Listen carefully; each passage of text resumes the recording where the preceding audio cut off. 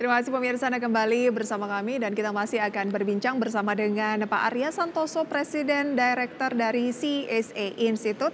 Dan berikut adalah rekomendasi pilihan yang sudah kami rangkum dalam grafis dari CSA Institute. Di antaranya ada PTBA direkomendasikan dengan support 2.400 sampai dengan resisten di 2.600. AALI ada support di 7.000, resisten di 7.200, TSPC 1.740, resisten di 1.870, dan gudang garam ada support di 20.285, resisten di 23.400, semua direkomendasikan buy. Pak Arya, kita mulai dari rekomendasi Anda untuk PTBA. Mengapa memilih PTBA dari emiten batubara? Ya, kondisi saat ini kita memperhatikan harga komoditasnya juga di batubara sedang menguat kembali ya, dan kita melihat bahwa pelemahan harga PTBA itu sudah mulai tertahan ya di bulan lalu, di bulan November itu paling rendah di 2.310, sedangkan sampai saat ini tidak pernah lebih rendah lagi 2.000 dibandingkan 2.310, dan kondisi sekarang dalam kondisi konsolidasi di fase 1 ya, kita melihat bahwa kondisi perusahaan masih baik dan saat ini relatif cukup murah, jadi ada potensial upside yang cukup realistis untuk bisa kembali naik ke kisaran 2.600. Oke, ini kan memasuki mungkin di sejumlah negara kan musim dingin, mungkin permintaan akan batu bara juga akan mengalami peningkatan dan itu juga terdorong dengan kondisi harganya saat ini yang sedang menguat begitu ya. Tapi apakah PTBA ini lebih ke jangka yang seperti apa? Jangka pendek saja? Ya, kita bisa perhatikan jangka pendek, jangka menengah ya, secara siklikal memang di akhir tahun biasanya memang permintaan ini menjadi sentimen yang cukup baik juga untuk emiten batubara dan energi. Oleh karena itu kita bisa manfaatkan secara jangka pendek, jangka menengah, dan sementara itu kita melihat juga bagaimana perkembangan harga komoditasnya, karena harga komoditasnya juga mempengaruhi kepada pergerakan harga sahamnya. Oke, tapi kenapa nih dari sekian banyak harga saham-saham berbasis batubara Anda lebih ke PTBA-nya? Ya, sebenarnya ada beberapa yang cukup baik ya dibandingkan PTBA, tapi karena untuk sektoral ini kita mewakili salah satunya adalah PTBA, termasuk yang gross profitnya cukup baik ya, termasuk yang paling baik. Jadi kita memilih PTBA cuma mewakili, tapi kalau misalnya punya saham-saham favorit di bidang batubara itu juga boleh layak untuk diperhatikan. Baik, PTBA saat ini kan di 2420, berarti lagi di posisi-posisi support begitu ya? Masih bisa untuk di buy dengan target di 2.600. Nah, ada nggak target berikutnya kalau 2.600 misalnya tercapai? Ya, untuk 2.600 kemudian penguatan lanjutan bisa sampai ke 2.800, cukup realistis juga untuk mencapai level harga kembali ke 2.800. Oke, ada peluang untuk kembali ke posisi 2.800 kalau 26 ini berhasil tertembus ke atas ya. Baik, kita beralih ke selain tambang batubara juga ternyata Anda memilih emiten dari sektor perkebunan, ada AALI. Semenarik apa AALI untuk di-buy? Ya, untuk AALI ini mewakili salah satu perusahaan dari sektor CPO untuk perkebunan. Kita melihat juga bahwa secara siklikal biasanya di awal tahun itu ada peningkatan permintaan yang cukup besar juga untuk CPO, sehingga kemungkinan akan ada upside lanjutan kembali ya. Kita melihat di bulan November atau di akhir Oktober itu juga bottoming di harga 6.950. Jadi sekarang cukup dekat dengan kisaran level harga 7.000 menjadi support area, dan di bulan Desember awal itu sebenarnya kan sempat ada pergerakan optimisme sampai 7.600 ya. Sekarang sedangkan harga kembali turun dekat dengan 7.000, sehingga kita memperhatikan bahwa ada potensi kenaikan kembali sampai paling tidak 7.200, 7.400. Ini upside yang cukup realistis untuk kembali kita bisa forecast di bulan Desember atau di akhir tahun ini. Oke, memang range-nya dalam 1 minggu terakhir ini adalah di 7.025 sampai dengan 7.475, dan sekarang ada di 7.050 dan dekat juga dengan level terendahnya dalam berapa 3 tahun terakhir ya di 6.950, sehingga menurut Pak Arya secara teknikal harusnya bisa menguat lagi karena sudah di level-level rendahnya begitu ya? Ya, dan ini kita memperhatikan bahwa di fase akumulasi di kisaran 7.000 ini menarik juga ya bagi para investor, baik itu jangka menengah juga bisa diperhatikan untuk fase akumulasi di situ. Oke, itu dia untuk AALI. Kemudian dari sektor healthcare, industri farmasi ya, ada TSPC juga Anda rekomendasikan. Ya, kita melihat juga sentimen pergerakan yang cukup agresif beberapa waktu lalu ya, khususnya di pekan ini.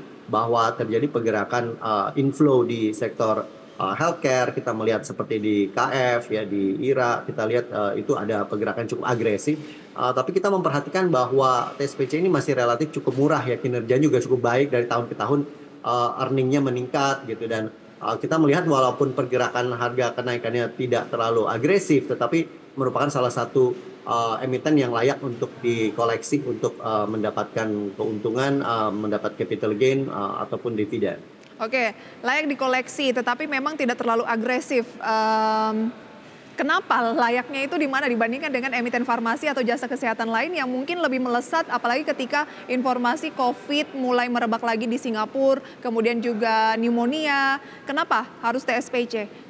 Jadi memang TSPC ini tidak terlalu populer menjadi buruan para investor ketika karena tidak terlalu populer begitu. Tapi kalau kita melihat kinerjanya di tahun 2023 ini cukup menarik ya, karena kita memperhatikan dari level 1.300-an, kemudian sekarang ada di sempat ke 1.900 ya. Kenaikannya itu yang cukup agresif adalah ketika di awal-awal atau pertengahan tahun 2023 ini.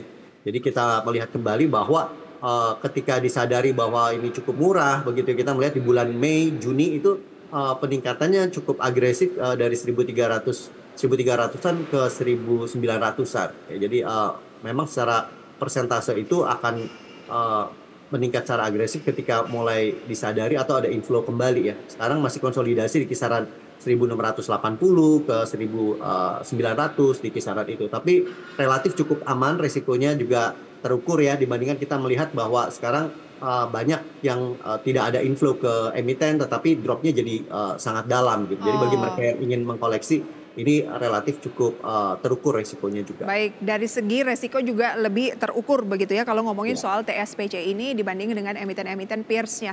Oke, gudang garam.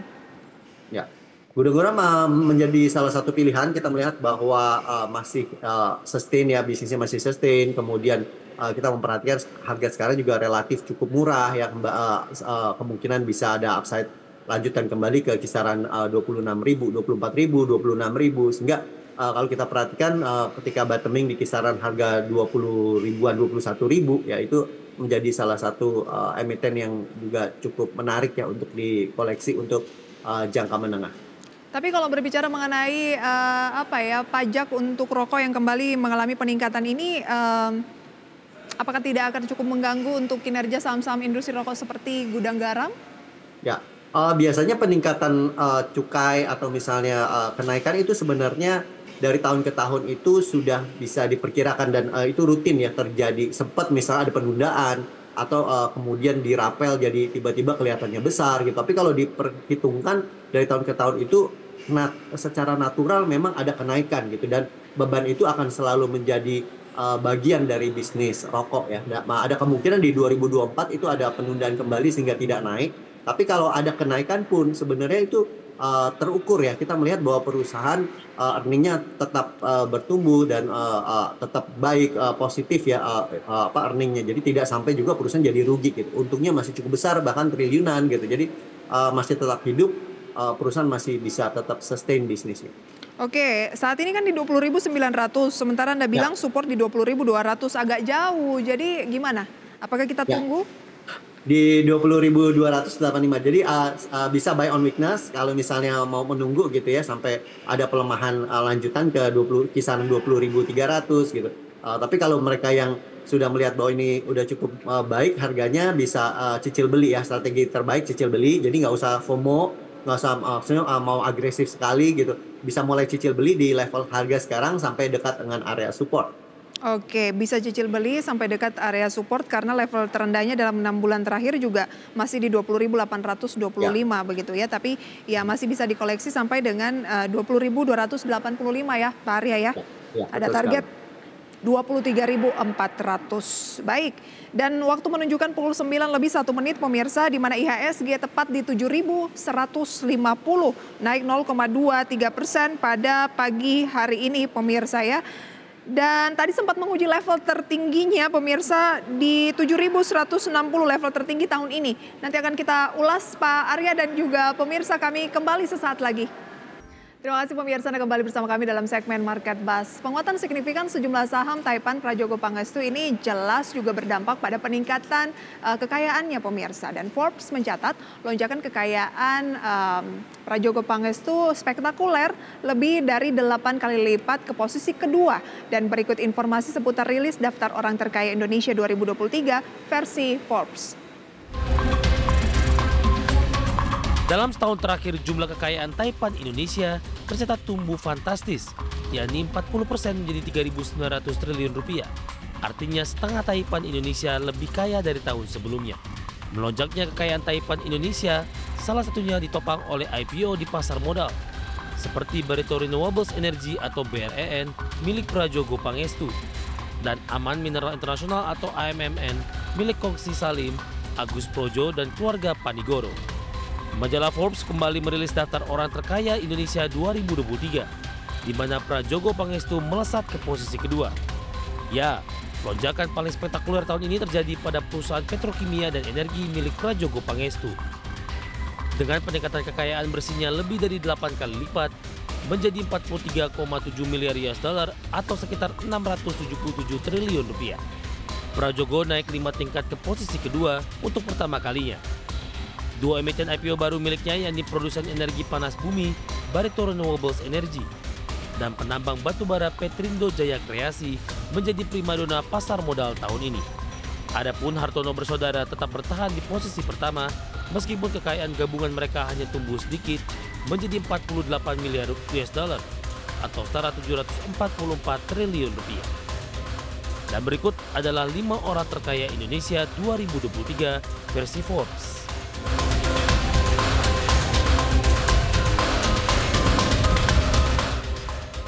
Berbagai Itu dia pemirsa ya, versi orang terkaya terbaru dari Forbes. Dan kita akan cross-check di pembukaan perdagangan pada pagi hari ini pemirsa, di tengah IHSG yang mengalami penguatan begitu ya. Ada di 7.139 ini, apakah ada saham-saham dari Taipan tadi begitu yang lagi-lagi memimpin penguatan. Oke, IHSG di 7.138 tadi di pembukaan sempat menguat, menguji level tertinggi tahun ini di 7.160, namun saat ini cenderung agak turun dengan penguatan 0,09%. Nilai tukar rupiah terhadap dolar Amerika Serikat menguat 15.499, menguat sekitar 0,17%. Dan pemirsa, berikut adalah deretan saham-saham yang menjadi top gainers pada pagi hari ini di pembukaan sesi pertama. Antara lain adalah saham Prajogo Pangestu, ada TPIA pemirsa yang menguat 2,53%. Juga ada Brand 2,26%, PGEO pemirsa ya, yang juga ada informasi akan diakuisisi sebagian oleh saham Prajogo Pangestu yaitu Cuan, juga hari ini di posisi ketiga dengan kenaikan 3,67%. Gosco, Akra, Medco, ITMG pemirsa ya, Antam, KF menyusul juga masuk dalam jajaran top gainers based on value dengan penguatan signifikan terlihat di saham farmasi KF yang melambung hampir 10%. Top losersnya ada PTRO, kemudian IOTF, HUMI, POWR, MNCN, dan juga STRK. Tentunya pergerakan dari emiten ini pemirsa masih akan mengalami penyesuaian karena benar-benar baru pembukaan sekitar 8 menit dari pukul 9 waktu Indonesia Barat begitu ya. Pak Arya, ya. Saham-saham Prajogo Pangestu ini kan lagi mendominasi kayaknya udah berhari-hari gitu ya. Kalau dilihat dari IHSG, apakah bisa dibilang sebenarnya saham-saham ini juga, karena kan juga market cap-nya cukup besar, menjadi penopang IHSG ini bertahan di 7.100. Nah, kalau Anda bilang tadi ini kan sebenarnya sudah over value begitu ya, artinya udah naik signifikan. Ada kemungkinan resikonya itu adalah terjadi profit taking nih nantinya jelang akhir tahun ini. Ada berarti IHSG bisa cenderung turun juga dong Pak Arya? Ya, kalau kita perhatikan seperti Brand sekarang di nomor 2 untuk market cap, kemudian kita perhatikan juga di TPIA itu di nomor 8 ya. Jadi itu bobotnya juga cukup signifikan ya. Jadi nanti bisa saja menekan indeks harga saham gabungan ketika terjadi penurunan yang cukup pesat begitu, yang cukup dalam ya. Jadi kita akan memperhatikan bahwa saham-saham lainnya juga punya bobot cukup besar seperti BCA, misalnya BRI, Mandiri gitu ya, Telkom, Astra itu apakah bisa bertahan atau cenderung meningkat, maka mengimbangi dari penurunan bobot saham-saham lain yang sedang overvalue. Ketika terjadi keseimbangan, maka sepertinya indeks harga saham gabungan tidak terlalu tertekan ya, paling bertahan aja di kisaran yang sama gitu. Tapi kalau yang saham-saham lain juga terjadi outflow, belum ada kenaikan serta ikut turun, maka penurunan indeks harga saham gabungan juga akan cukup agresif terjadi ketika yang bobotnya besar-besar ini menekan IHSG. Oke, apa yang kita nantikan untuk bisa mengkonfirm bahwa emiten-emiten lainnya begitu yang sudah lebih lama listing mungkin dari banking dan lain sebagainya, Telkom, kemudian Astra akan mengimbangi bobot dari emiten-emiten mungkin pendatang baru atau emiten lainnya yang sudah kita sebutkan tadi seperti TPIA yang juga menjadi bobot terbesar di market cap agar IHSG ini tidak turun terlalu dalam. Apakah menanti keputusan The Fed di Desember ini atau seperti apa Pak Arya? Ya, memang keputusan The Fed, sentimen global maupun regional itu juga akan mempengaruhi ya. Tapi kita melihat bahwa emiten-emiten yang sekarang overvalue ini juga sementara dari sisi bertahan atau tidaknya itu kan kita belum bisa tentukan kira-kira kapan akan terjadi profit taking secara masif. Jadi oleh karena itu sementara kita memperkirakan ketika proyeknya sampai akhir tahun ini masih tetap baik, kemudian belum ada outflow secara tiba-tiba, bisa saja indeks harga saham gabungan masih ditutup dengan angka yang cukup bagus ya sampai akhir tahun. Berapa target dari CSA Institute untuk IHSG akhir tahun sementara ini? Ya, sementara kita mentargetkan sebenarnya di kisaran 6.930-an ya, 6.950 di kisaran itu. Jadi bisa saja terjadi throwback kembali di kisaran 7.040 kemungkinan. Jika terjadi pelemahan lanjutan itu maka akan ditutup di kisaran 6.950, 6.930. Tapi pada saat ini ketika tidak terjadi outflow dari atau profit taking dari saham-saham yang overvalue, maka penguatan bisa saja kembali berlanjut sampai level 7.200. Oke, bisa saja 7.200, tetapi yang worst case-nya itu adalah di 6.090 ya? 6.930. Oh ya, 6.930 ini termasuk yang paling rendah loh dari CSA Institute, tetapi ya itu mencermati kalau misalnya saham-saham yang sudah overvalue tadi terjadi profit taking. Kalau enggak ya masih bisa ke 7.200. Resikonya cuma itu ya, profit taking. Ya. Oke. Pak Arya, terima kasih banyak sharing informasinya pada pagi hari ini. Sehat selalu untuk Anda, sampai berjumpa kembali. Ya, terima kasih Prisa. Terima kasih. Dan pemirsa, itu dia perbincangan tadi ya bersama dengan analis dari CSA Institute. Tapi ya lagi-lagi keputusan investasi kami kembalikan sepenuhnya ke tangan Anda pemirsa.